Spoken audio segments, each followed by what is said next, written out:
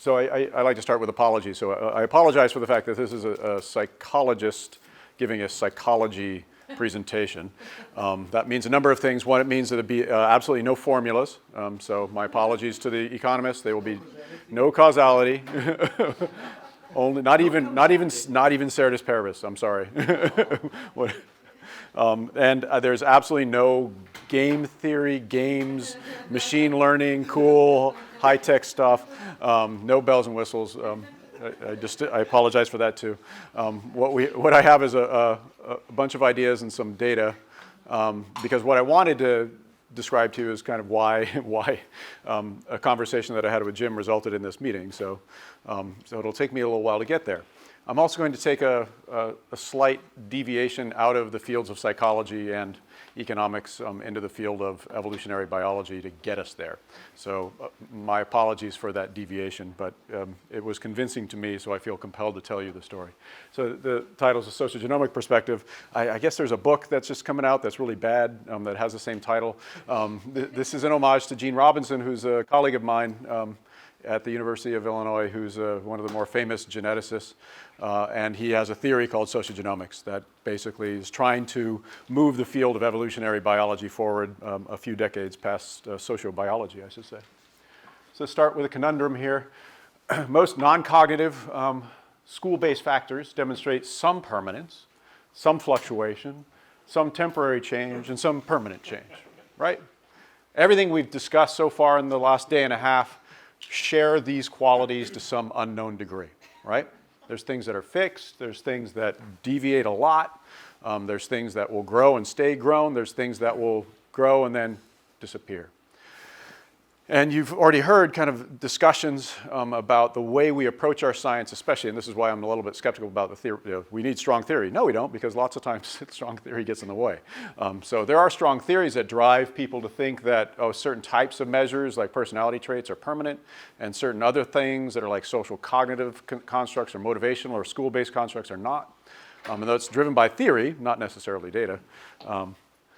And so the issue is to what extent the things we measure and how we measure them drive this type of information, okay? And I arrived at this perspective by spending a little time in evolutionary biology. So I've written a paper in 2008, influenced by Gene Robinson's work, and after that point decided to dive into evo-devo biology, so evolutionary developmental biology or ecological evolutionary developmental biology, which is fascinating stuff. And the reason why, I'll give you a number of reasons why you should do this, but one reason why, as people who obsess about humans, is that a lot of the evolutionary biologists study creatures that they have the entire life course, the entire ecology, and they have complete control over their species. And they understand the genetics, and they understand the environment, they understand how you interact.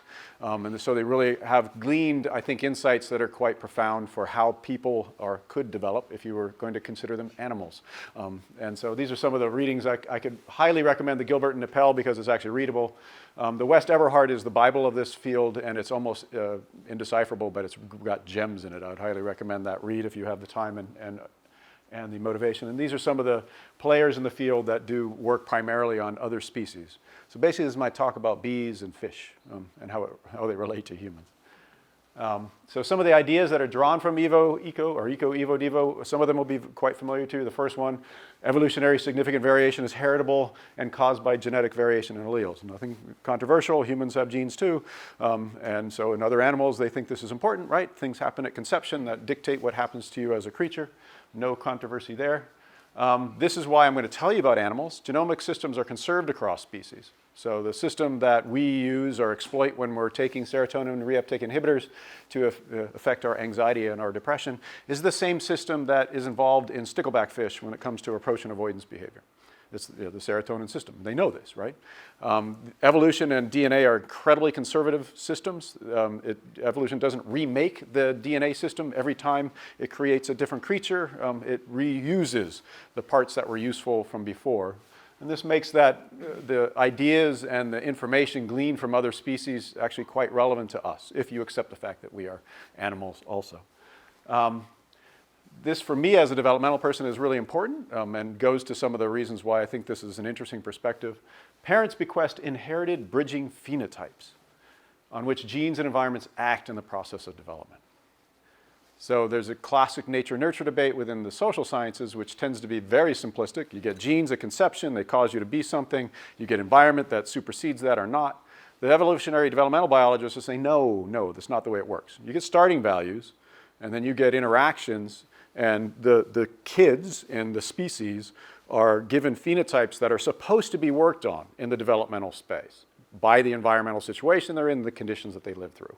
In fact, it's really critically important that a species like humans could receive that information because it might increase your survival, right? And so they've seen this in other animals, and it creates a completely different perspective on genes and environment and the like, because it automatically makes it into a developmental process as opposed to an if-or type thing. So you can discuss certain genotypes might be very advantageous in natural selection or whatever in one setting, right. but in a different setting it could be totally different, and right. that can apply to a lot of things we consider neurocognitive skills and yep. sympathy emotions. Yeah, or I'm actually going to be obliquely discussing more epigenetic systems rather than gene by environment interaction systems, because I believe those are more relevant, though we don't have much evidence for humans. The genomic system is dynamic, and its effect can be modified temporarily or semi-permanently through experiences. So this is the main thesis of sociogenomics from Gene Robinson's perspective, that everything isn't in your DNA, and if experience is going to have an effect on you, it's going to be mediated through your DNA. And more specifically in the epigenetic system, which sits above the genome and basically tells it what to do and what not to do. The metaphor I like to use is a carpenter. DNA is your tool belt, and the epigenetic system is the thing telling the carpenter to build an outhouse or a palace, right? And you can build the same thing or different things with the same tools. DNA is the tool, and the regulatory system, which interacts with the environment, is what tells that system what to build. And so it's intrinsically contingent on the experience of the person.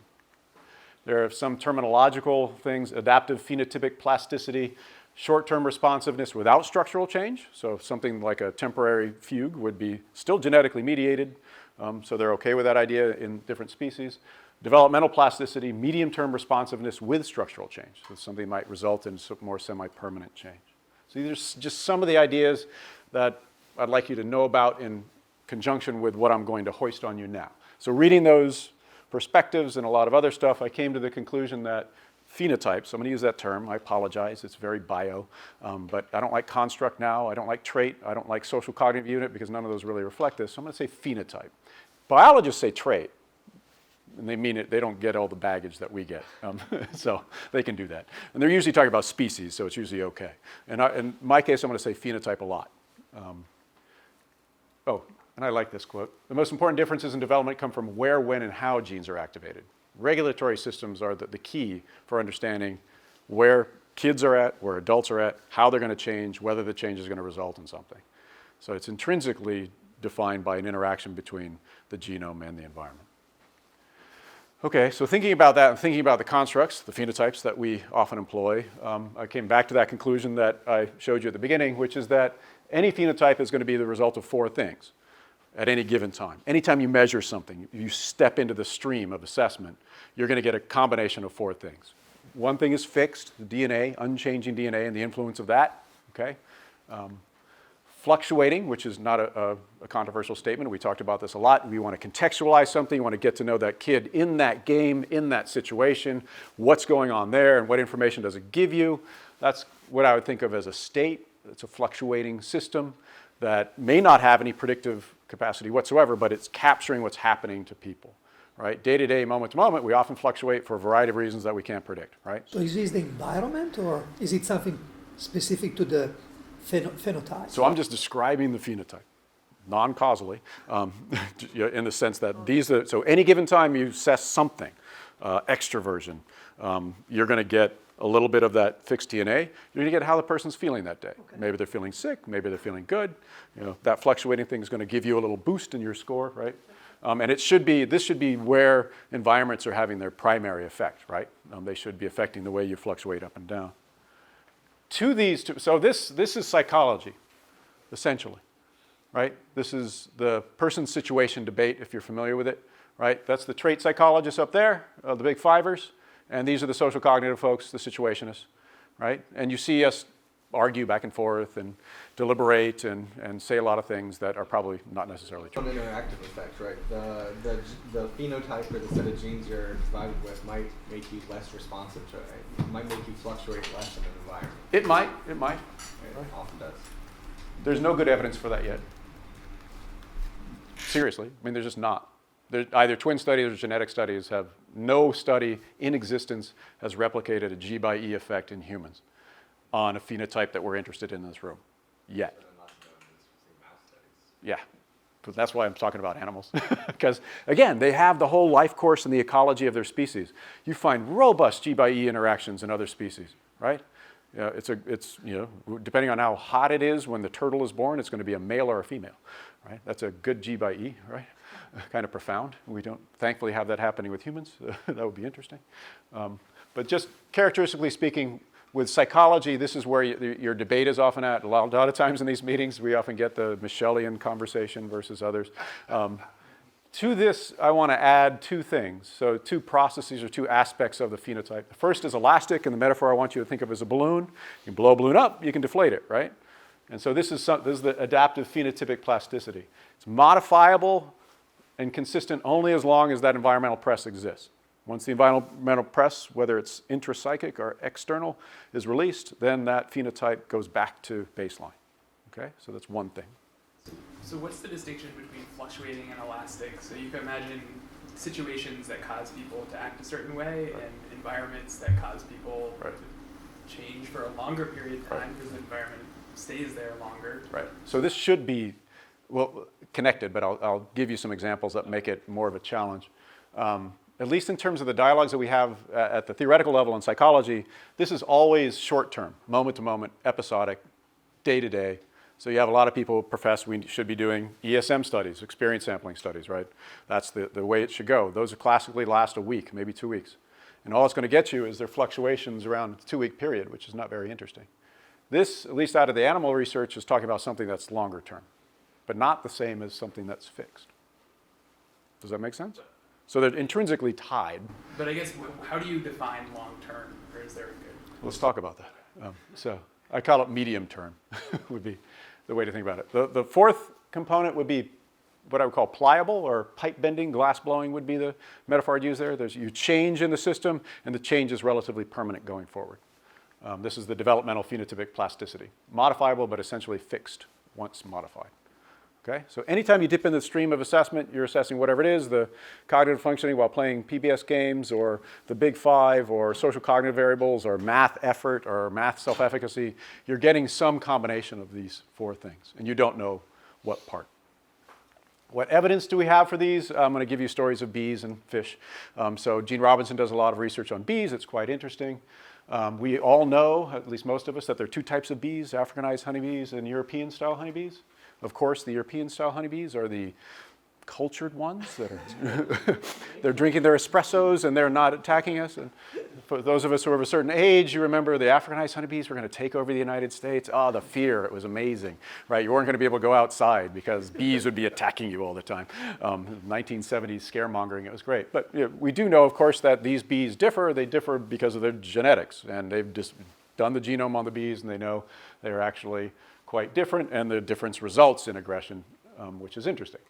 We also know, of course, that any human phenotype we measure always registers as having some genetic signal, right? We have yet to find something that doesn't have a genetic signal, period. The typical pie chart that you see is when something like the Big Five is measured, 40% of it is genetic and most of it is not, right? Which is always important to remember. The geneticists are actually the best people in the world for showing that the environment is important. An irony that's always lost on people, it seems. But there is always a genetic signal. More important from my perspective and your perspective, I think, is that the genetic signal in consistency or continuity over time is really quite high. So these are estimates of the genetic signal in test-retest stability of personality. And that part of personality that's stable is almost 80-90% genetic. Now, personality is not perfectly stable, so it's not saying that you are stuck, but it's saying that that part of you that stays the same has a big genetic signal in it. It's not only genetic, there are some environmental aspects to it too, but it's overwhelmingly genetic. And this is from twin studies? Yes. So there's an overestimate in there. Yeah, these are typically based on ACE models, right? Yeah, so this is and we know now, at least in terms of personality, that this is a combination of additive and dominance heritability. So the more recent work has been showing that a lot of your personality is because of the unique combination of your parents' genomes, which means you're unpredictably who you are, but it's still genetic. So there's also some concern that with these, with these correlations you're showing that the ACE models are typically linearly separable, and there might be some interactive terms there that are biasing these upwards. Yeah, I know, and I have good friends who've been trying to find that. And so far, again, they haven't found a replicable G by E in the twin studies either. They're working on it because I'm harassing them, but they haven't yet found it. So these are optimistic estimates, I think would be the way to describe it. On the other hand, when you look at the work now being done between the molecular genetics and the twin studies on well-defined phenotypes, they're starting to converge, not so much with personality. So the Turkheimer claims are discredited? The big one, you mean? The G by E one with IQ? Yeah. Let's call it modified. So the more recent work shows that it doesn't replicate in Europe or in any other country. So this is the idea that the heritability of your IQ is lower if you're in a low SES group. And he found, the first study had the biggest effect size. Nobody's replicated that effect size. Even if you average things, it's a much lower interaction effect. And then there's real questions about whether it's true because they keep on coming in with studies that show it's not true for most countries around the world that they bother measuring it in. But when you condition on family environment, how are you getting rid of the genetic component? Aren't you, you're concealing something there? Well, you don't know. I mean, the question is how you would and whether. No, I'm just saying family environment itself has a heritable component. Yeah. And so, yeah. I don't see how they eliminate that in these kinds of correlations. So, but yeah, his stuff is not holding up quite as well as one would have liked. Okay. Okay, the fluctuating system is not very difficult. With bees, of course, which I like a lot, if you want to work with Gene, you can be one of his research assistants, and they go and they bang on the top of the beehive, which tends to get them angry. And angry bees are, of course, dangerous. That's a state level, response to danger, and bees are designed to do that. Humans, we have lots of things like this. You do a strange situation for kids. They get upset when the parent walks away. That's a state level response to an immediate environment. Fight or flight syndromes, anger in response to threat, state affect, cognitive dissonance. Any of these things that we typically measure in a very proximal, specific context, manipulate in an experiment for a short-term effect is what you would think of as one of these fluctuating systems. And there's lots of them. They're not, it's not the case that they're not genetic. There are genetic systems that influence this too, but I'm not going to talk about them. The elastic system, I'll give you a good example in honeybees. All honeybees actually, when they get their hive banged on, get angry, and then they stay angry. They actually stay angry for a few hours, which, if you think about it, a bee lives about 2 to 3 weeks. If you run the numbers, that would be like 6 months for us, right? Maybe a couple of years, in the life course of that creature. You're pissed for a long time, and that could be dangerous, right? And so that's not just this reaction to the immediate environment. That's something that stays in place for a longer period of time through whatever mechanism might be there. We know that this is actually genetically mediated because they've done the work. So they do research where they expose the bees to alarm pheromone, and then they, of course, have the brain of the bee because they can actually take them out of the hive, slice it off, and spin it out. And they look and they find that the antenna lobe has an uptick in the C-Jun expression. So there's a genetic expression factor that contributes to that bee getting angry more so than the bees who are not. So this is in the transcriptional phase of genetics. It's in the epigenetic system. It's where the genome is responding to this stimulus. What's interesting, especially about this research, is the genes that drive this are the same across the different species. So Moody and CP6Q1 are differentially expressed in the Africanized bees. So these are the genes that are involved in being aggressive genetically from birth. The EHB bees who are exposed to pheromone, those are the genes that are being activated. This is my favorite lifespan thing. Older European honeybees, like some humans, older bees are angry. And so if you have a choice, you want to hang out with the younger bees because they're not going to sting you as readily. But the older bees, they'll be angry. And of course, in other species. So this is the type of work that you see in evolutionary biology that you don't see in human biology for a variety of reasons, good reasons. We still have yet to get an IRB to approve our harvesting of brain material for genetic analysis, but we'll get there someday. I'm joking. Come on. You guys are like, yes, we could do that. That's okay. In terms of humans, the one candidate phenotype that I would argue is a great analog to this is depression. The natural life course of a depressive episode is about 6 months, right? That's not a situation. It's not an immediate response. It's not a personality trait. My friends who study personality traits have told that to me repeatedly, right? But it's also not an episodic thing. It's relatively long-lasting. And it stays in place for a variety of reasons, biochemical, environmental, whatever it may be, right? But it also tends to fade. So you kind of, it's like catching a very long-term cold. With or without medication? This is the, let's say, epidemiological estimates based on the catchment studies. So I'd be curious because most likely it's confounded in that data. So there are very few people not getting treatment now. There are very few people getting treatment who don't get medications.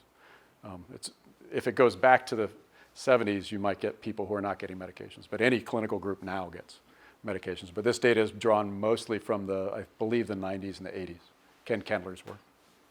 So this is an analog that, in terms of psychological constructs, clinicians handle this all the time, but when we talk to socio-emotional learning people or personality people, right, we don't usually think about syndromes like this. We don't think about kids catching grit, right, and then getting rid of it. But we'll come back to that because it's a possibility.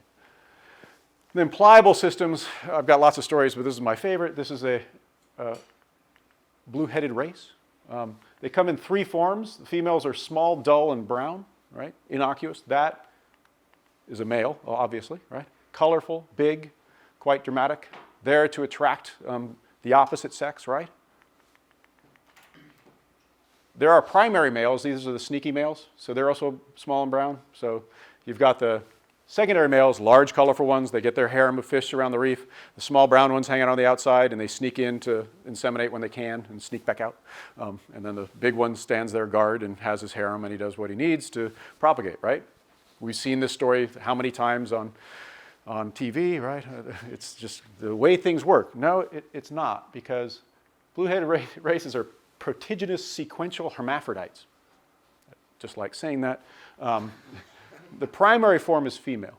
So that's the way most of the creatures start. Secondary males, like the big ones, form harems. When the secondary male departs, as in gets eaten, the biggest female in the group turns into a male overnight. Just think about that for a little bit. The potential for Match.com would be, no. So it's genetic, right? It has to be genetic. It has a system in there that's responsive to the environments in such a way that when it's given the signal, it transforms that creature completely from a small brown creature to that colorful creature I showed you, right? So what's the reproductive process here for this fish? So it's like the bighorn sheep or the others where there's competition. The big older ones get the most of the reproductive success, and the small sneaky ones get less. But there's insemination. But there's insemination. So Still. yeah, yeah. So sex organs develop then? It does everything to transform. Yeah, Interesting. yeah.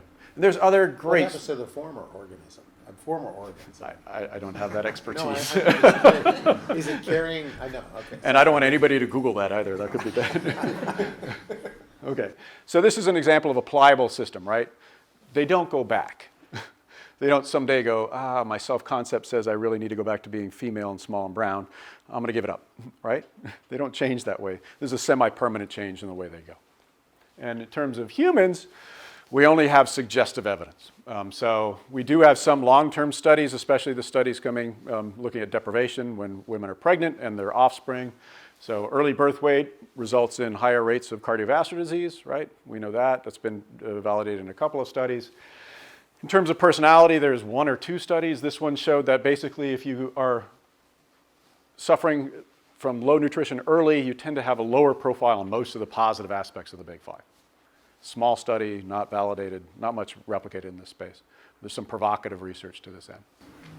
So presumably things like addiction would be elastic, or Can be pliable. Most, if you look at the longitudinal work on addicts, most addicts give it up if they survive, right? So the clinicians will talk about these syndromes, especially alcoholism and drug addiction, that they'll burn out. And so it's a really interesting question from a phenotypic perspective, but you don't get much research on that. There's some really nice, like, qualitative books describing the process, and they'll tell you repeatedly that there's no event, there's no thing that happens.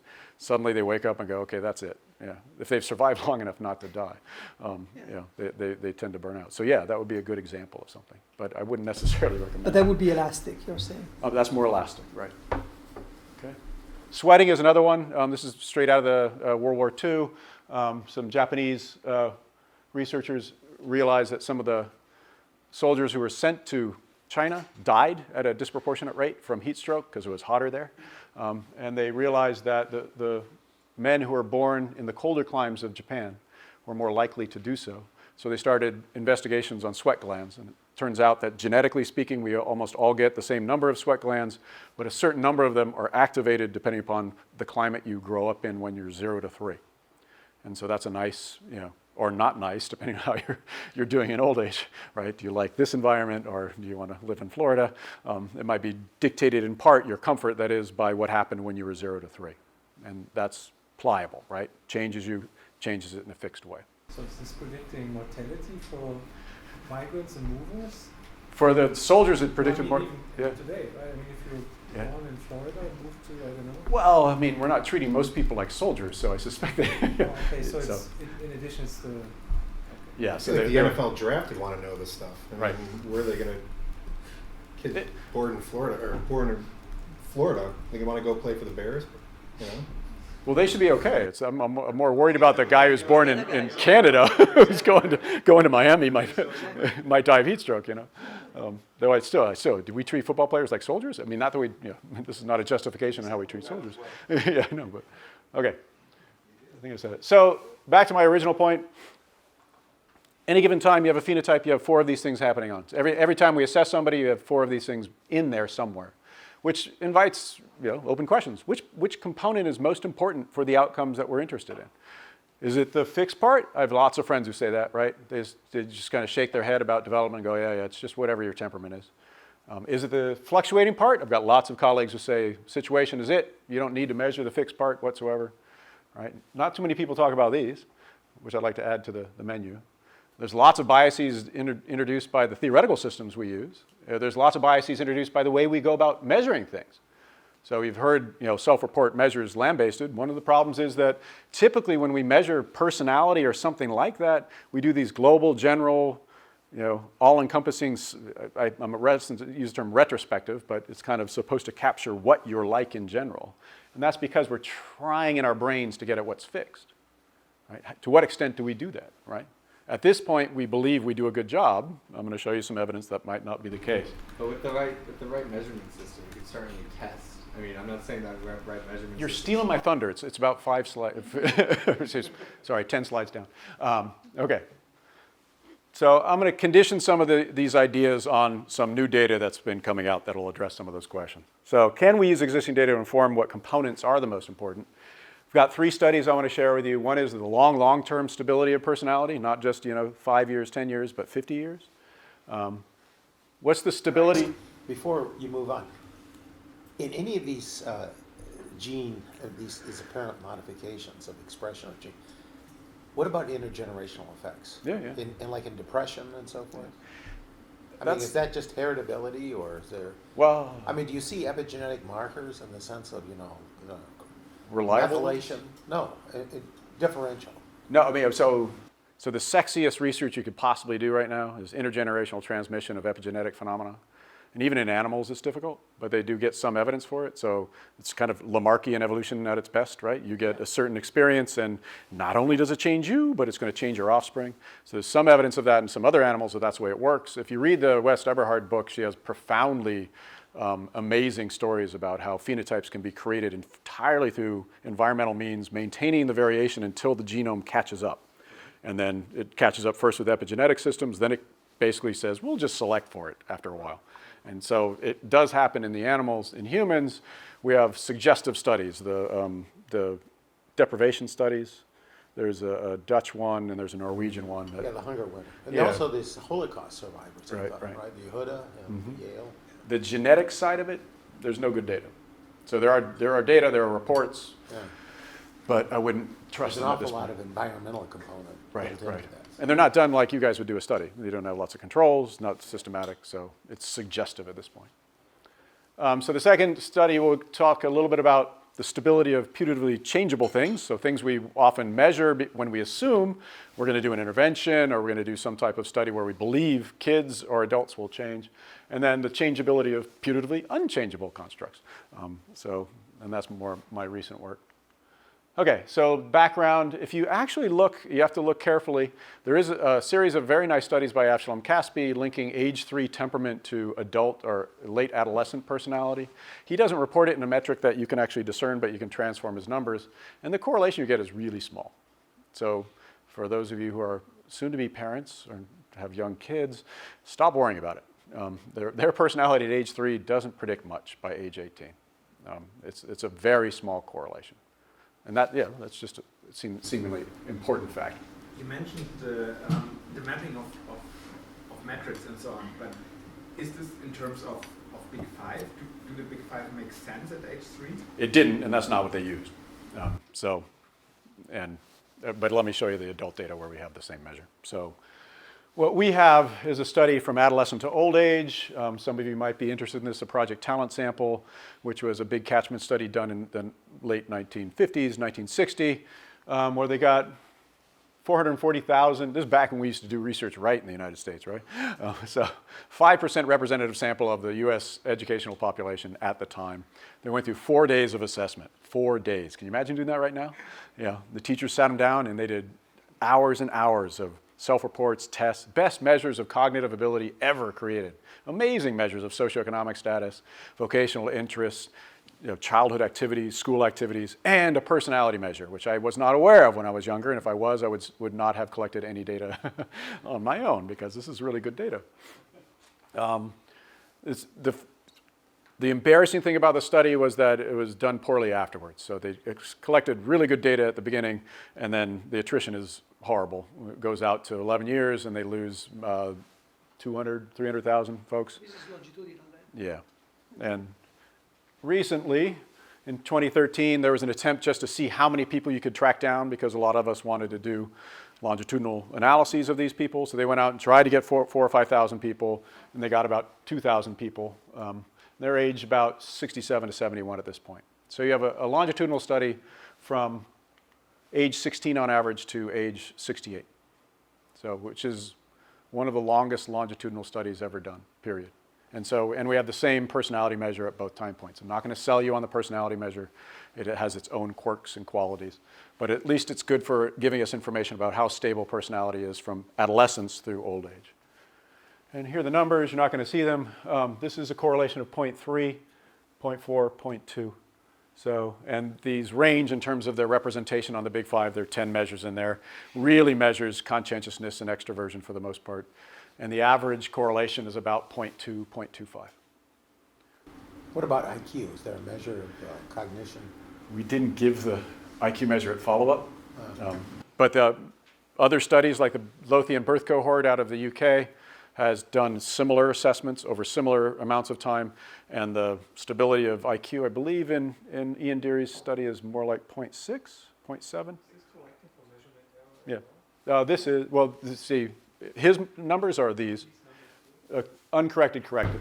So, yeah, And this sorry. is, therefore, is it the correlation that you have between the measure you have at age 16 or whatever, and the one that you have at age 70? Yeah. All right. So I mean, glass half full. Longevity study, I thought that they did the 80 years. I thought they also measured the personality. Is that data available? We're The Stanford and the UC Irvine, I think, right? so yeah. So that's the Termin. Yeah. Yeah, that data should be available. It's archived.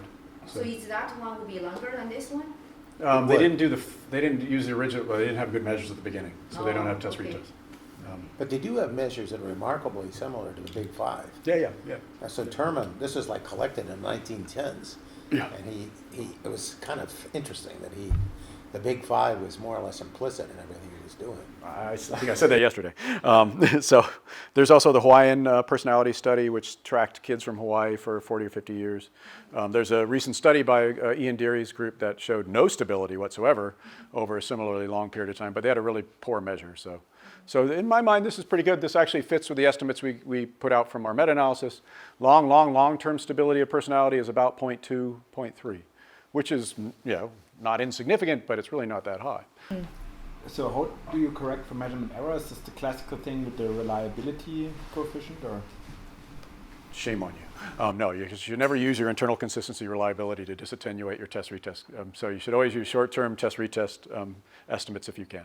So we had a second sample that we did that in, and it's adjusted for that, and a couple other things too. But it doesn't change it dramatically. Sorry. Okay, so that's your long-term stability of personality. So if you do the path math from age 3 to age 68, 0.1 times 0.2 or 0.3, you don't know much at conception about somebody's personality. It's not telling you a lot about where they're going to end up, right?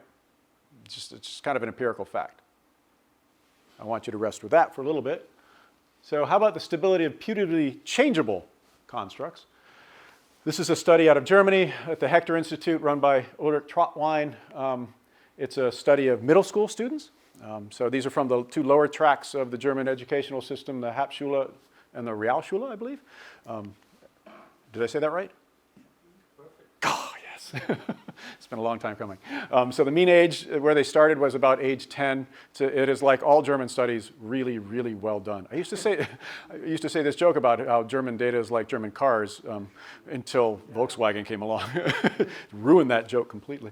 But they've got self-reports, parent reports, teacher reports. They've got lots of data. They were followed every year for 4 years. It's across 2 German states, 131 classrooms, 4 yearly waves, grades 5, 6, 7, and 8. So it's a really nice study. Got your Big 5 measure done with the BFI, a standard measure that we often use. And what most people call social-emotional skills, at least within an educational or motivational setting. So really nice measures of self-concept in every educational domain they go through, self-concept of math, English, German, interest in all those same domains. How interested are you in math? How interested are you in social studies? And then effort, so for the economists in the room, how hard do you work in those areas?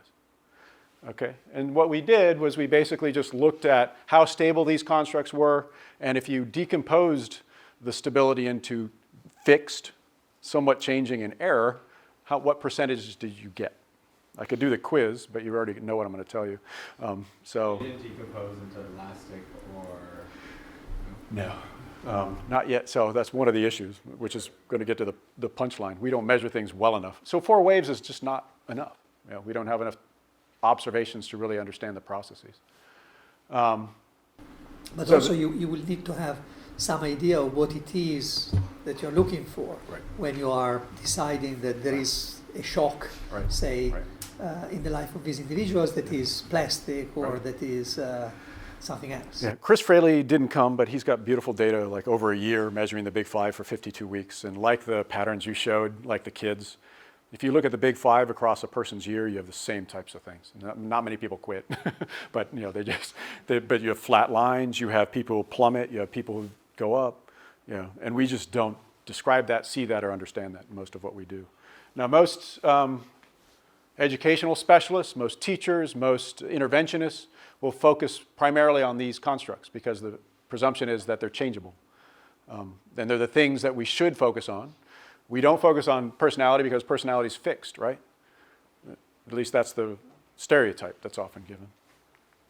You're not going to see this. So these are the test retest, just the raw test retest stabilities year to year, 1, 2, 2, 3, 3, 4. This is a 0.5 correlation.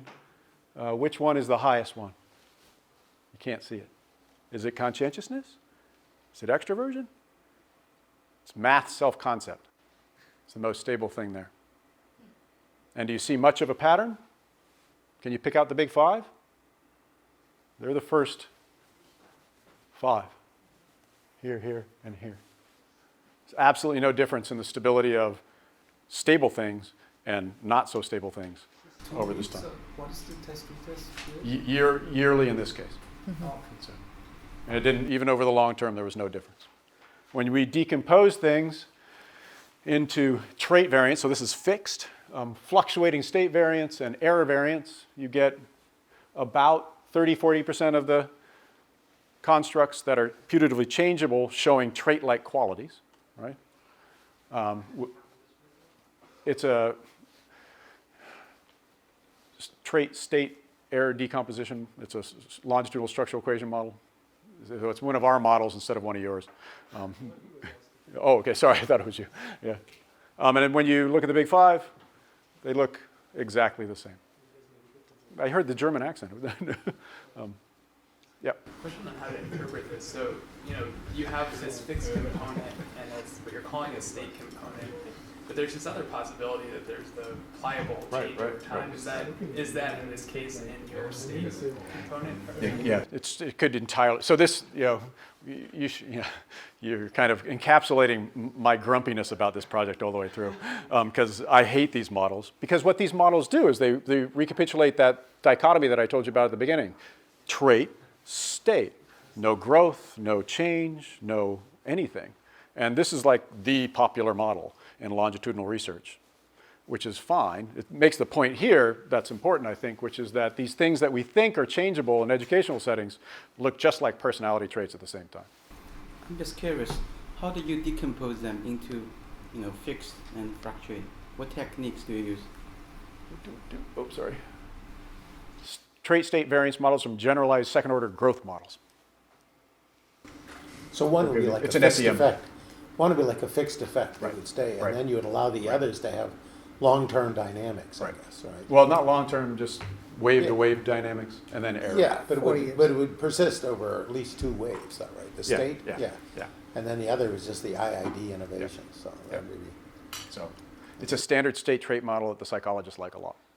It doesn't have a growth component in the sense that we're not trying to specify that. When we did that, the variances and the change and the growth were the same for social cognitive variables and trait variables. So there was no difference between the classes of variables across any way we could look at it, period. So Brent? Quick comment, I'd like to come back to my presentation later, which I think fits in very well, is what you interpret I was as, planning on that. say, low correlation could also be, in fact, the correlation is higher. Right. There's more stability, but we are relying on the self-reports. So. Right. And I mean, my major point is that we don't kind of see this because we usually, so the surprising thing about this study is it's one of the first studies to ever include both personality and social cognitive variables simultaneously in the same longitudinal study, which is crazy, right? So we run around making arguments to each other about the changeability of our constructs and how it fits my theory and the changeability of that. So the personality trait people obsess over test retestability, don't look at change. The social cognitive people obsess over making things change and don't look at stability. You put them both in the same pie, and it's like, oh, wow, we're looking at the same thing. Yeah. Which is Could you put that screen up again, the decomposition? Yeah, this one. Yeah. So you're getting, it's not dissimilar, some of these, like to what you get like in earnings dynamics. Right. Oh yeah. Yeah, There's very similar. You start looking at other constructs, like out of the panoply of the ones we use in different studies, you get very similar things. Yeah. So everything we measure tends to be a lot more stable than we want it to be. One thing I'd be very interested in is, there's individual differences, right? Right. Some people are probably pretty stable, some are going wild, right? They're just going. Right. These types of, but you're making a general statement about humans, right? No, I'm making a statement about German Of students. course. That's very different. I agree. But seriously, if say you have these individual, this riches of data here. Can you say can you detect why people are more unstable than others? Is it life events? Is it cognitive skills, for example? Is it, From what we can tell, it's not cognitive skills. We have one paper showing that the changes in conscientiousness that happen at the individual level are correlated with effort put out for homework. So kids who increase their effort in homework increase in conscientiousness. And that's seen by the parents. So the parents report it as much as the kids. Isn't that part of conscientiousness? No, because they don't correlate that highly. So, and this gets, conceptually, you could approach it the same way, right? You can say what part of it is doing it. So then that wasn't asked. The life event stuff that we look at, for the most part, is not that consequential. So like things that happen in a brief period of time don't play out in signals that change these things. So, and the effect sizes are all small. But these themselves would be controlling for other factors or not? Are these the raw scores or are they adjusted? Adjusted for what? Well, things like family background, education. Well, they're all the same education. That's age and education are controlled for. SES we parental control for. environments, for example. We didn't do parental environment. Okay. So I just don't know. Usually, like in the earnings decompositions, huge amount of family and other effects. But here you're saying it's close to raw. yeah, Baden-Württemberg, so west. So yeah, I mean, the question that I had was actually relatively similar to the last two, in the sense that I mean, you're looking at these adolescents, and it's not obvious that you want to expect a big change over these 4 years. What's more surprising is actually the one that you have done before, right? Over 40, 50 Wait, years. but isn't that the period of supposedly great change? Yes, The adolescence? yes. Like the second period. Absolutely, absolutely. But then here is where I think some of the potentially big changes can trigger maybe changes in not necessarily in personality, but in some other dimensions that you might be interested in. For example, family structure. If these kids lose a parent, if these kids gain a parent, if these kids have a parent to go to work, or have a parent to stop working. So these are the things. I wonder the extent to which you are controlling for that, and you are able to Not isolate some of the things that will correlate with your constants. We just described my graduate student's entire career, so you kind of outlined every study she's doing. So, I mean, I know like roughly the answers to the questions. Most of the experiences that we look at as antecedents to the development of personality have relatively small signals. And a lot of them don't have big signals. Parent factors don't matter much, which is surprising. Peers. Mother's depression. Well, I don't have that. Yeah, but I think that's been found to have real effects, Yes. right? When the mother's no, not on severely- personality. No, but on the personality of the child. Not on personality. Really? No. And Not even even parents' depression? personality is only correlated 0.13 with offspring's personality. So, which is too low, right? If you're a gene by environment person, you think, oh, parents give genes and experience. You want a slightly higher correlation than that. But would that include like the effect of the parent's personality going through schooling, for example, choosing neighborhoods and The whole thing. Really? Yeah. So, and that's a meta-analytic. that's not estimate. parsed out. None of these others are parsed out. So you're No, not. so those are all in there. I totally thought it would be higher. And how could this be when we said before that about 40% Right. of genes Right. we should Again, translate to a higher group? My point about the dominance versus additive heritability. So that correlation reflects additive heritability only. And that's the stuff that breeds true, so to speak. Dominance heritability is genetic, comes from the weird, quirky combination of things. So it's genetic, but it's unpredictable. It's unpredictable from the parents. And so it seems, at least in personality, there's a much bigger signal of that than we expected. And that's, most of my twin friends are saying that that's the way it's working out now. So that's why you have a lower correlation than you'd expect. Which parent do you use? Both. How? Well, it depends on which studies. So this mostly is done by Lolan and looking at all the adoption studies and the early twin studies and family studies that Plomin did back in Colorado. We've done our own stuff just with kids in their school and I mean, moms and you dads. take the average of the two parents, or you take the highest? Or Multiply. you take Yeah, we tried all the different things. So the best match. well, we've done the best match. That might be a good way to do it. And I for lost our that question, student. again coming back to metric. So you're correlating an adult age 40 with an adolescent age 50, right? Yep. So maybe just the scales are too different. So in some panels, for example, the German socioeconomic panel, you can compare adult children with their adult parents, or the other way around. Yep. And I didn't check it completely, but as a back of an envelope calculation, the closer the age of measurement, the higher gets the correlation. Yeah. That's contradicted by at least 3 studies in psych. Because I love that idea, right? You shouldn't be like your mom. You should be like your mom when she was your age. Right. And they're, right? How was she when she was 28?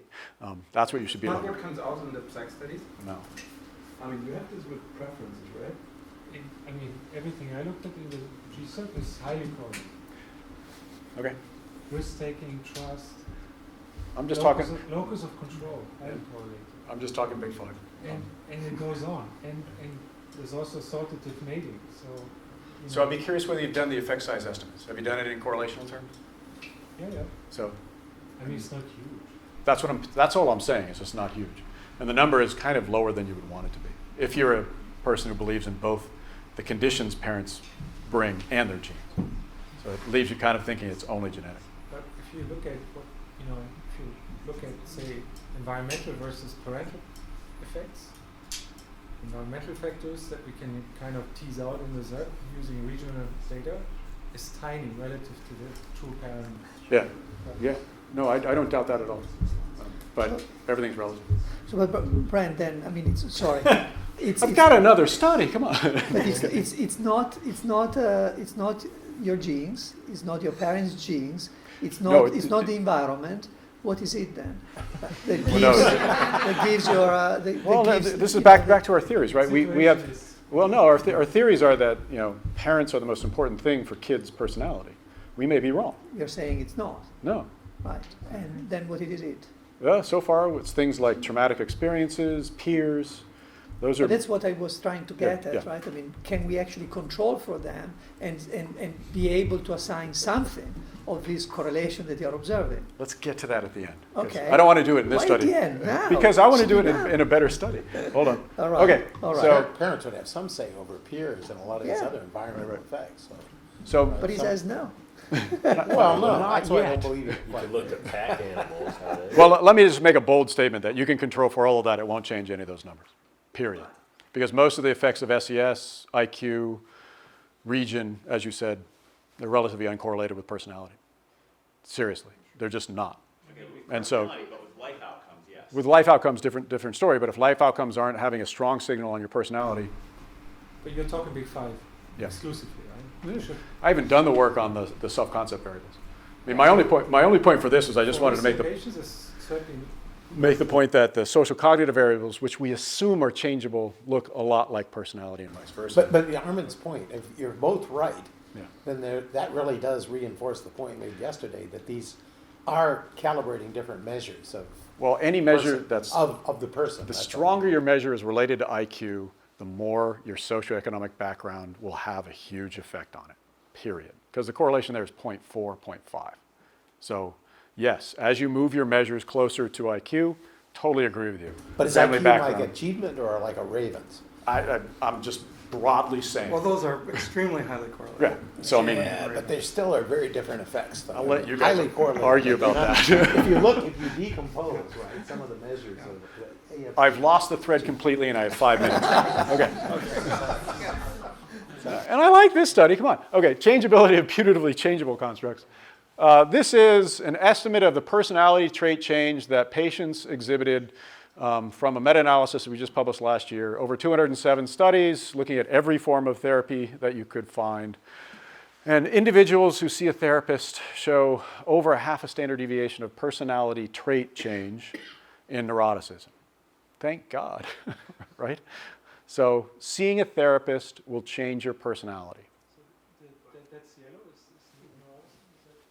The bars are the noise, at least from the meta-analytic estimates. So those are your 95% confidence intervals. Oh, sorry, that's neuroticism. Extroversion, agreeableness, conscientiousness, openness. The biggest signals with neuroticism, which is good, right? You don't go to a therapist because you want to get more curious. You go to them because you're suffering, and they help. And they help more with the outcomes that they're interested in. So if you look at their research, depression, anxiety, it's a full standard deviation. But for the studies that we could find where therapists were measuring changes in personality traits, the signal's unambiguously large by our standards. As well, right? Yeah. What means lasting? In what terms? What? Lasting changes? Is this like long lasting? You're so good. First, let me go short term. So the change. This is the course of the intervention. Most of the change is happening in 6 weeks. After the first visit. Yeah. It's really the first set of visits are the most important, it seems, for everything. So it means they pay for nothing after 6 weeks. I'm not going to go that far. I've got too many friends in clinic. Are there any clinical psychologists in the room? But we started off with the sociogenomic basis of these personality traits. Are you suggesting that something like therapy is changing the epigenetic response or the activation of the gene, or are you just saying? Saying it's a possibility. All I'm trying to do right now is condition that idea on these findings. So just to think about what conclusions you would draw and what you would want to do with this information. So, But I mean, there are gene data available with, that have longitudinal gene data with personality profiles. You can look at that and see if it actually was something coming out of methylation of your RNA or something. not intervention studies, unfortunately. So I would love that combination. So like, I know the SUP, right? They do intervention studies in the SUP. We don't do that in our big panel studies. It'd be really cool if we did, but we don't. Just to ground the estimate of the effect of therapy, are you comparing that to people who would otherwise go to therapy but don't? So there are true experiments. The true experimental effects are identical to that. So there are 32 studies that were true experiments, mostly weightless controls from the 1970s and 80s, and they show the same effect. So it happens quickly. Yes? What happens when the therapy is done?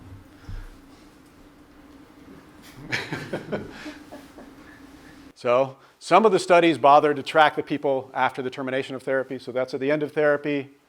That's 0 to 6 months out. That's 6 months to a year. That's 1 or more years out. So at least in this data, the changes that occur within the therapeutic setting last for longer than I would expect. Yeah, I've totally expected. By then they're also better in using scales, right? They're very good knowledgeable. Well, so that, I had that same inference, right? When I first was looking at the numbers, I was like, this isn't very impressive. You go to a therapist. You go, why do you go to a therapist? I'm feeling kind of anxious. They go, how are you feeling? Anxious? And they go, no, I'm feeling better. Here, can you do this measure? How anxious do you feel? Right, so there's a demand characteristic, especially within therapy, that this data doesn't impress me, but this kind of made me feel better, at least about the possibility that the changes were occurring and sticking. But these are personality traits, right? We're not supposed to intervene on personality traits according to Greg Duncan because they don't change and they can't be changed.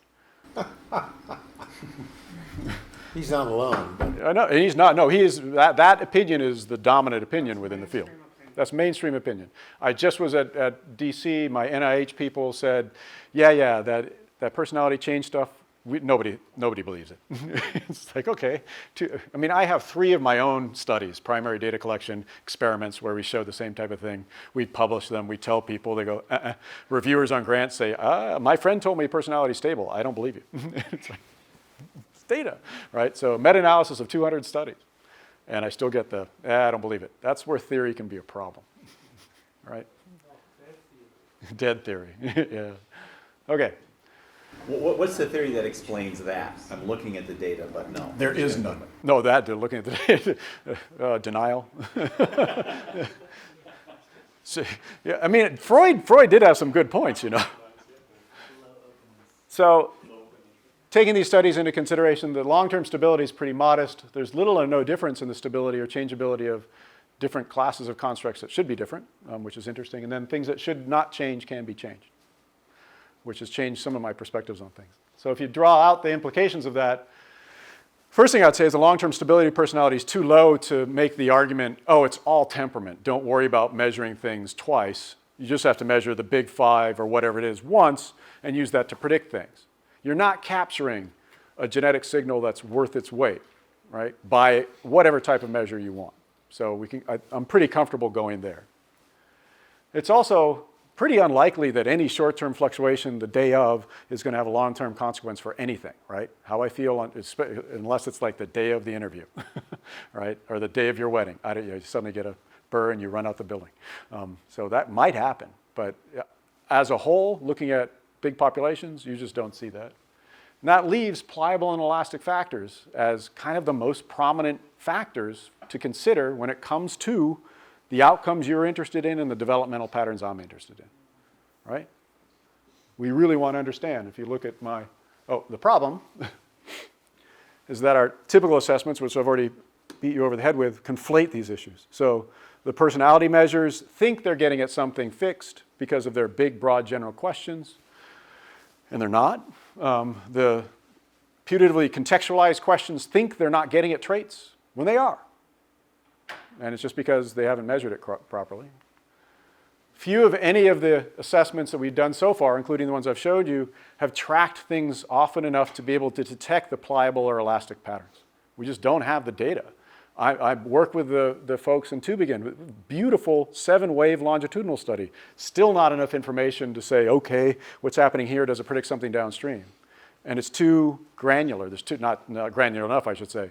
You know, we're assessing people every 2 years. We're not capturing the stream the way we want to. I mean, some of these early childhood interventions, right? Well, maybe that's your last point here. Yeah. They do show. Right. They do show persistent changes in personality. Well, if you weren't in the room, I would generalize and say most interventions that are done on constructs that are presumed to change. They're not done on a full suite of constructs, so we don't know whether it's changing other things, and they don't do a follow-up. I mean, you're it when it comes to long-term follow-up studies that have bothered to look at the consequences of interventions for non-cognitives, right? They're just, those studies, when somebody is an interventionist, they want to help kids, they go, I'm going to measure something that can change, I'll intervene on that, look, it changed, isn't that great? Their math self-efficacy went up, woohoo! You know, they might have just made them less neurotic. And to be honest with you, there's some clinical evidence that that's the effect that you're interested in.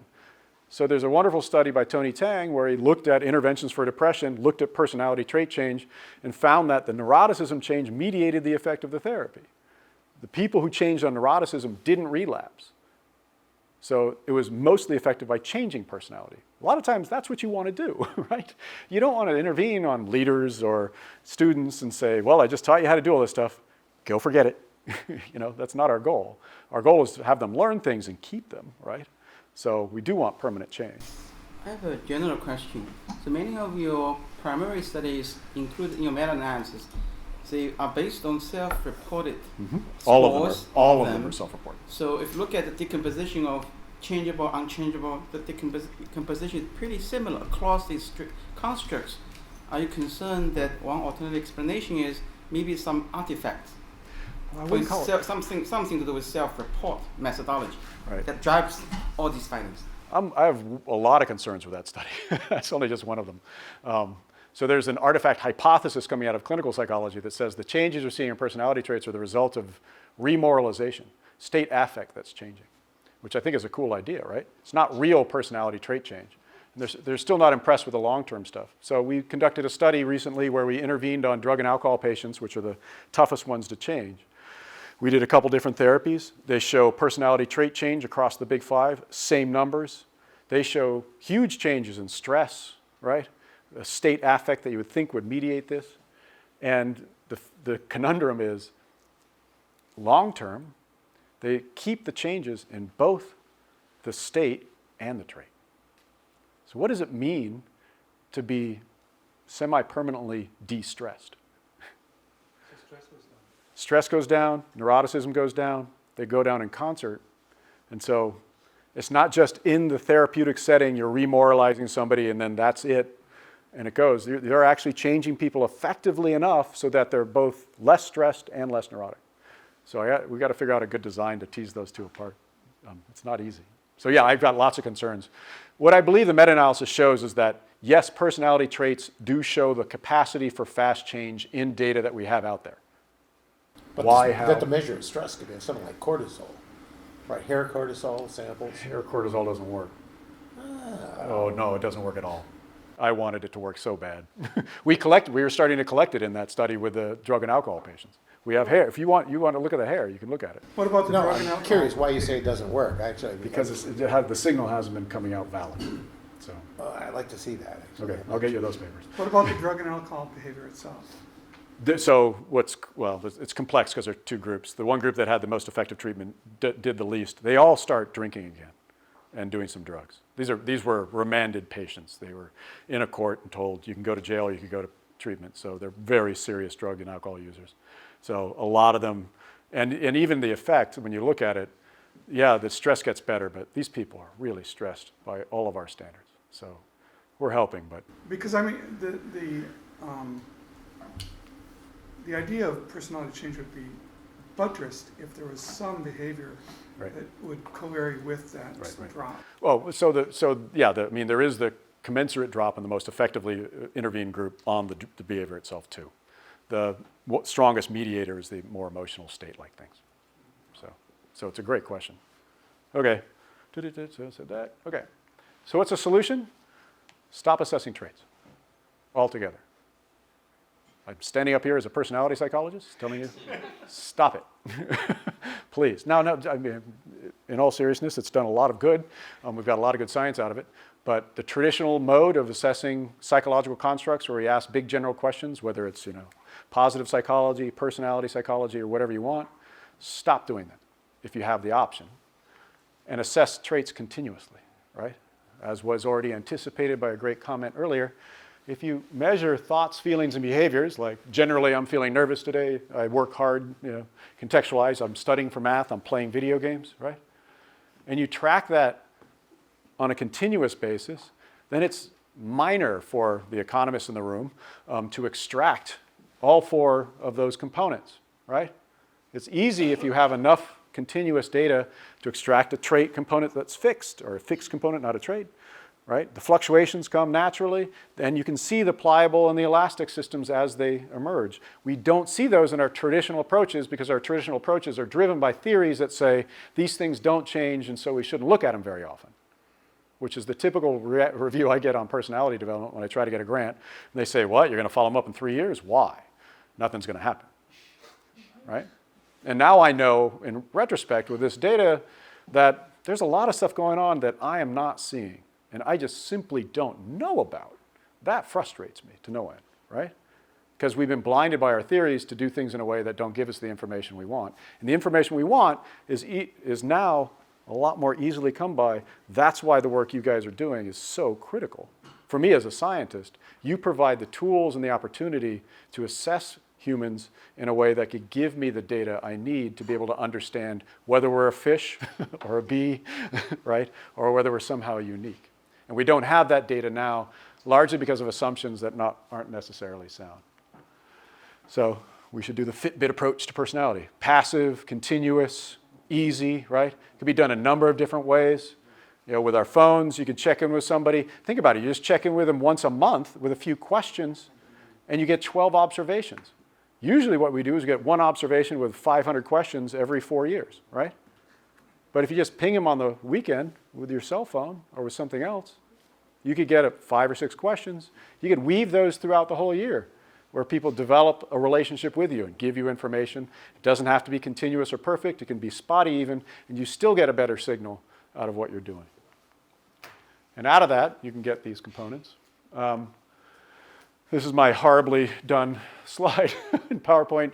So thinking about it, you have starting values, which are the DNA that are fixed. You have people who have pliable processes, right, that go up. You have people who show elastic processes, right, that bounce around. You have people who do both. We're missing all of that data at this point. What are the implications? Learning and achievements, the things that you're doing with kids might have permanent effects. You don't know. They could. It's most likely what's happening in childhood and adolescence that's playing out in a significant way later. We're not capturing it, though, because we're not measuring it well. The idea of a critical period comes back, right? So I think Jim Heckman, I'm not sure if you know about him, he's the one who's probably been the loudest proponent for the idea that we should intervene in certain periods of the life course. Jim and I differ, however, about when we think the best time should be to intervene. Why? Some of the conversation we had yesterday. This is your life course trajectory for conscientiousness, brought to you by Chris Soto and Oliver John, with millions of data points. And this is a very common finding in age 10 to age 18. They call it the adolescent dip. At best, things are flat, but more often than not, you get this plummet. Why? Anybody who has teenagers knows, right? I mean, it's possibly the least responsive population you could ever try to work with. If your parents intervene on behalf of you, this is going to have a boomerang effect, right? It's like, you told me to do what, right?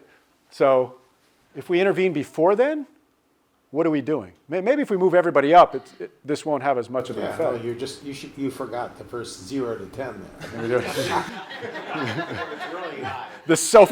No, it is. No, there's. It's mean reversion. No, it could be, right? But if you think about it from a developmental perspective, this is when kids are reestablishing themselves in their peer group. This is their life, We're not their life, we're their start, right? And adolescence is when they're starting to establish themselves in a hierarchy, figuring out who they are, and then go forward. So we've argued that we'd much rather catch people here, right? When they're really on the upswing, which really happens in the transition to adulthood. But the same argument would hold true for 2 years earlier, because when you prevent them from going so much down. Right. Now, it'd be great. I'm not going to be so optimistic, so I'm going to say, yeah, start them out a little higher, then they won't go down as much. But we probably should avoid this period. And this, again, back to I was giving Patrick a lot of flack. You can't infer this from the dip, right? No, I mean, no. it's These are self-reports, and you would have to do. I'm saying it's malleable times, right? Right. This is why it's a fruitful period to intervene, I guess, right? Regardless of whether it's going down or up. I mean, if the developmental it seems period, to be changeable, right? That's the. If it's a period in which it's not normative to do that, in which it's normative to actually become somewhat alienated and disaffected, which if you intervene with the peers. The steeper the slope, the more you can intervene, I guess. I guess to some degree the question, right, is whether what the statistical relationship is between whatever's happening in that dip and what happens later in life. Because I mean, it looks like it looks all nice and tidy with the means, but on an individual level, the question is if you move them at any given point in there, does it actually predict anything later? Thank you for anticipating the next slide. But the rank stability of those measures during the adolescent period is really low, right? No, it's 0.4, 0.5. I thought it was certainly much lower than cognitive traits. Well, everything's things like IQ. Yeah, but I thought with a lot of malleability. What I looked at in the study. 0.4, 0.5. CLSY data measures. Meta-analysis, 152 longitudinal studies. two meta-analyses actually. Somebody liked the stuff I did so much he replicated it. I'm just looking sort of individual. I'm just talking about the numbers. So one of the things that I think we really need to contemplate is that the interventions we do, which we feel so wonderful about, especially if they're efficacious, may have absolutely no lasting ramifications. And this is getting to Jim's point about the necessity of doing long-term follow-ups of people. We need to build that into what we do, because we can fool ourselves. Like I've had a very effective intervention for this outcome, isn't it great? My favorite example I was telling people last night was the Tübingen group did an intervention on math self-efficacy, and they got kids to think better about math and science. And what it did was decrease their interest in English and social studies and all the other topics. So it had a negative iotropic effect on other things. It's not what you want. But nonetheless, we don't know this to be the case. That's what an elastic pattern would be. The other thing related to your point is that people could come down with conscientiousness or grit, right? Right? For a period of time. And that may be all it takes. So, and I think of this in terms of the US high school, like the junior year is critical. That's when you're taking your standardized tests. That's when you're getting your letters of recommendation lined up, right? Those teachers are the ones who are going to be writing you letters of recommendation. Obviously, the long-term stuff is going to play in, but what if you can get your act together for 6 months to a year, right? And start studying for the SAT or the ACT and kind of pull things out and show that teacher that you're really going to work hard. That letter is going to be better. It might be a small change, but think of it for a student who's from a deprived background or lower socioeconomic status. That could be all the meaning of the world for them going forward. I think about it in terms of the German Abitur, right? It's a heck of a test. You want to get into the higher education system, you have to do well. And German students work hard leading up to that. Well, what if they don't, right? And so that period, which may not be a year, may not be permanent change, may be quite effective if you just get that together. Okay. Summarize. So I think that this perspective provides a different idea of the way constructs work that I like from at least an intervention and a longitudinal perspective, because it decomposes things in a way that I think is more meaningfully related to the phenotypes we're interested in. I also think that it begs for more continuous assessments using much more creative techniques than we've used in the past, and that the folks around this table are the people who could do that. Thanks.